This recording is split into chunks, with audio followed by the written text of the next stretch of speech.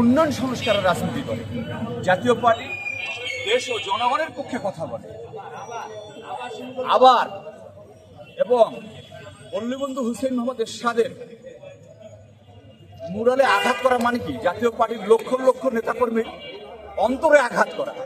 যতবার আঘাত করবে ততবার জ্বলে উঠবে জাতীয় পার্টির নেতাকর্মীরা।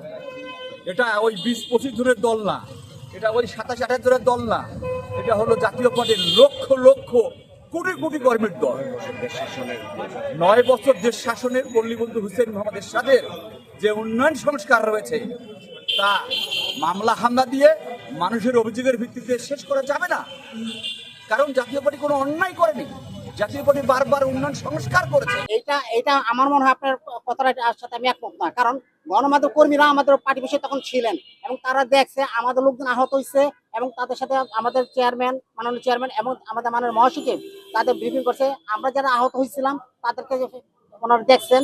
আমরা গণমাধ্যম আপনাদের উপর কেন আমরা চড়া হবো? আপনারা দেখছেন, আপনাদের মাধ্যমে বিশ্ববাসী দেখতে যায়, তাহলে আমরা কেন আপনাদের উপর চড়া হবো?